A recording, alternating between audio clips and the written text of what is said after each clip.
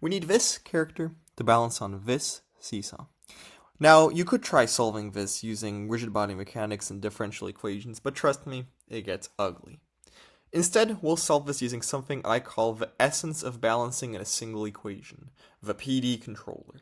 It's surprisingly simple, yet so universal that it and its variations control nuclear reactors, guide rockets, stabilize drones, manage cruise control, operate robotic arms, and run airplane autopilots. And I'm going to show it to you in a way that'll make you feel like you discovered the solution. Let's define a function, PD of t, that takes in time and gives the character direction and speed to move in at that time. For example, if PD of 1 equals 2, then the character moves at speed 2 to the right after 1 second. And let's leave it 0 for now. If we put this character on the seesaw, and not on a center because that's no fun, this does not work. Let's put a number on just how much it does not work. We'll call this the error. Specifically, let's define an error function, e of t, that tells us just how wrong things are at time t. Since our goal is a seesaw angle of 0 degrees, we can simply make e of t equal to the current angle of the seesaw. With PD controllers, error functions typically calculate current state minus desired state. But since our desired state is 0, we get current state minus 0 equals current state. Clean and simple.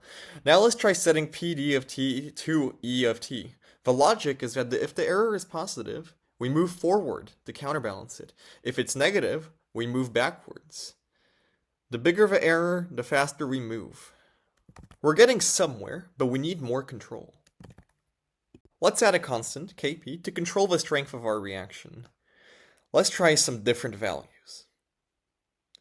Changing Kp mostly affects reaction speed, rather than solving our overshooting problem, but let's keep it. It might be useful later. The real issue? Our controller is overshooting because it can't account for where the seesaw will be in the future. It has no idea about the seesaw's velocity. Simple enough, all we need to do is predict the future. Specifically, knowing where the error function, or seesaw angle, is now, and where it was in the past, we need to estimate where it will be in the near future. This isn't actually that hard, and your brain does it all the time. After all, if I show you this and pause, you know roughly where the seesaw will be in the future. The key insight is that to predict the future, we need to know not just where the seesaw is, but how it's changing. If you've done calculus, you may know where this is going. Feel free to predict the future in that one.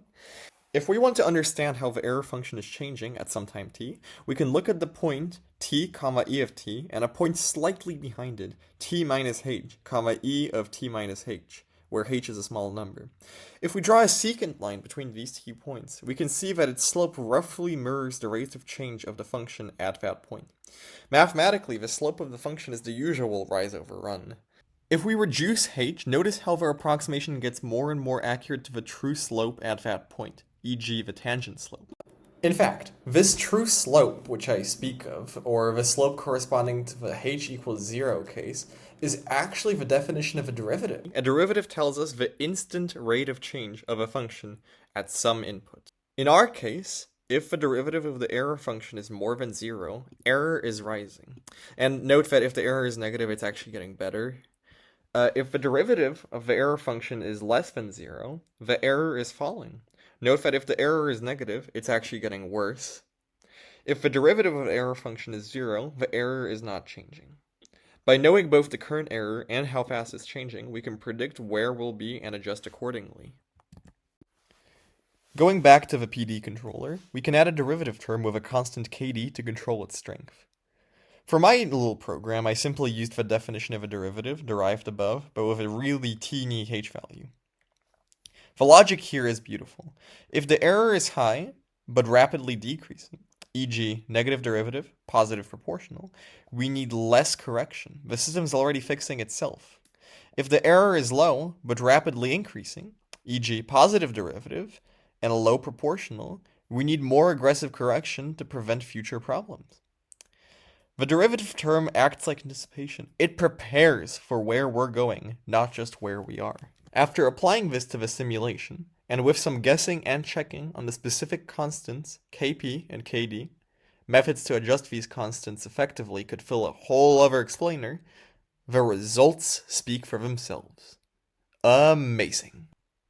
A quick side note, there's actually a third term called the integral term, making it a PID controller, but we don't need it here as it's not used as often. The I term only becomes necessary when systems have stable equilibrium points outside from the target. Think about what just happened. With nothing but basic addition and the concept of change over time, we solved a problem that could have required too many differential equations and rigid body mechanics. And universally so. So universally that I can just add a weight, and it just deals with it. Look, the character just knows to stand a little to the side, and everything works perfectly. You'd need so many more differential equations to handle that kind of dynamic adaptation with traditional methods. If you got lucky, and knew in the first place that such a wrench could even be thrown into the system while working on the problem. The PD controller, to me, represents a fundamental method in how to approach complex problems. Instead of trying to model and understand every microscopic detail of a problem, oftentimes it's better to think big picture and try to reduce it to a simple but general problem. In this case, simply asking what's wrong and how fast is it getting worse was sufficient and would be what I mean. And if you want to go on a fun research tangent, I encourage you to research how modern AI training got reduced to simply finding the minimum point of a function. The beauty lies not in its simplicity, but in its universality. Any system where you can measure error and apply corrective action becomes controllable and balanceable with this method. It's the essence of balancing in a single equation.